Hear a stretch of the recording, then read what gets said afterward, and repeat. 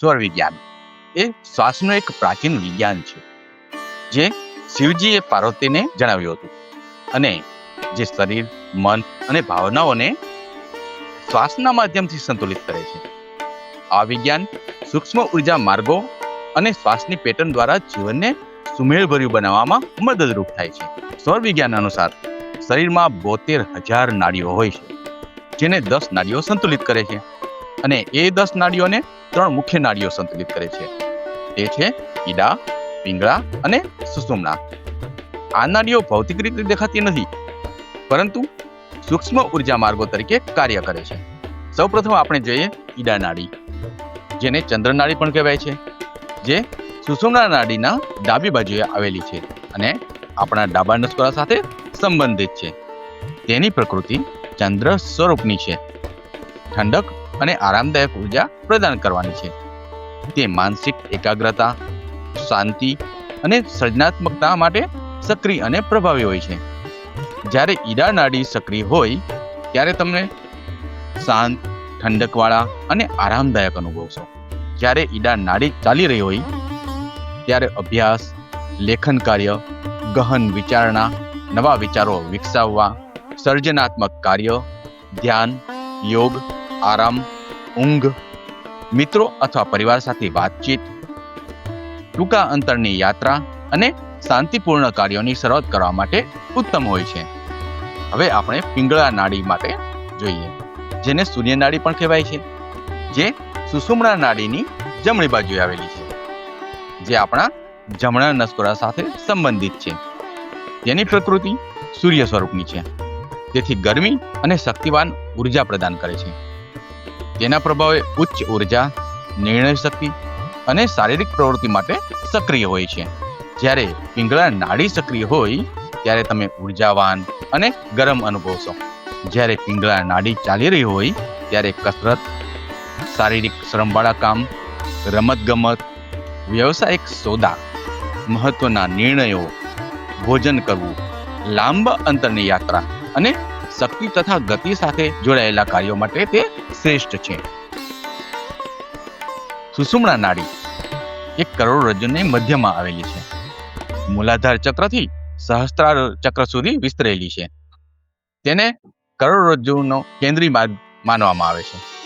તે ધ્યાનાવસ્થા અને આધ્યાત્મિક સાધના માટે સક્રિય હોય છે. સુષુમ્ના નાડી બહુ ઓછા સમય માટે સક્રિય હોય છે. સુષુમ્ના નાડી ચાલુ હોય તે સમયે કોઈ પણ ભૌતિક કાર્ય કરવાથી બચવું જોઈએ. ધ્યાન, આધ્યાત્મિક સાધના અને ઊંડા આંતરિક અનુભવો માટે આ સમય શ્રેષ્ઠ છે. જ્યારે આ ત્રણેય નાડીઓ સંતુલિત હોય છે ત્યારે શરીર અને મનમાં સંતુલન જળવાઈ રહે છે. હવે આપણે સ્વર વિજ્ઞાનના પ્રયોગ અને શ્વાસ નિયંત્રણ વિશે જોઈએ. તો સ્વર વિજ્ઞાનમાં તમારી શ્વાસ એટલે કે સ્વર કઈ નાસિકામાંથી ચાલી રહી છે તે તપાસવાની અને તેને બદલવાની વિવિધ તકનીકો છે. પ્રથમ, શ્વાસ કઈ નસકોરીમાંથી ચાલે છે તે તપાસવું. તમારા નાકની નીચે તમારી આંગળી રાખો, હળવાશથી શ્વાસ લો અને છોડો. તમને કઈ નસકોરીમાંથી એટલે કે ડાબી કે જમણી વધુ હવા આવતી જતી અનુભવાય છે તે પર ધ્યાન આપો. સામાન્ય રીતે કોઈ એક નસકોરીમાંથી શ્વાસ વધુ પ્રવાહિત થતો હોય છે. તે નાડી આપણી સક્રિય નાડી કહેવાય. હવે તેનાથી હકારાત્મક કાર્ય કઈ રીતે થાય તે જોઈએ. જ્યારે આપણે સવારે જાગીએ ત્યારે જે તરફની નાડી ચાલતી હોય તે તરફના હાથનો ટેકો લઈ બેઠા થવું અને તે તરફ મોં રાખી થોડો સમય બેસવું અને ત્યારબાદ જે નાડી ચાલતી હોય તે પગને પ્રથમ જમીન પર મૂકવો. આમ કરવાથી આખો દિવસ સ્ફૂર્તિ રહેશે. આ ઉપરાંત જો કોઈ કાર્ય માટે બહાર જતા હોય તો નાડી તપાસવી.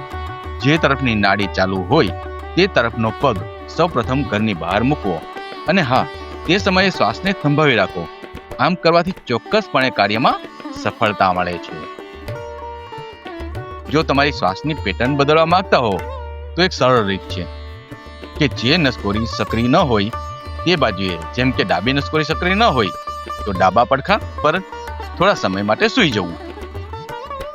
પરંતુ જો તમે સૂઈ શકાય તેવા સ્થાને કે તેવી પરિસ્થિતિમાં ન હોય તો જે નસકોરી સક્રિય હોય તે બાજુના હાથની બગલમાં બીજા હાથની મુઠ્ઠી વાળી બગલમાં મૂકી થોડો સમય માટે બગલ દબાવી રાખો.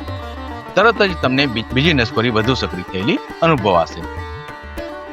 શ્વાસને યોગ્ય પ્રવૃત્તિઓ સાથે સંરેખિત કરીને સ્વર વિજ્ઞાન ઘણા શારીરિક અને માનસિક સ્વાસ્થ્ય લાભો પ્રદાન કરી શકે છે, જેમાં માથાનો દુખાવો, ગેસ્ટ્રિક સમસ્યાઓ, અનિદ્રા, બ્લડ પ્રેશર, ડાયાબિટીસ, થાઇરોઇડ જેવી ઘણી સમસ્યાઓનો સમાવેશ થાય છે. આમ જો આપણે સ્વર વિજ્ઞાન દ્વારા આપણા શરીરને અને માનસિક સ્વાસ્થ્યને ઘણો જ ફાયદો આપી શકીએ એમ છીએ. અસ્તુ.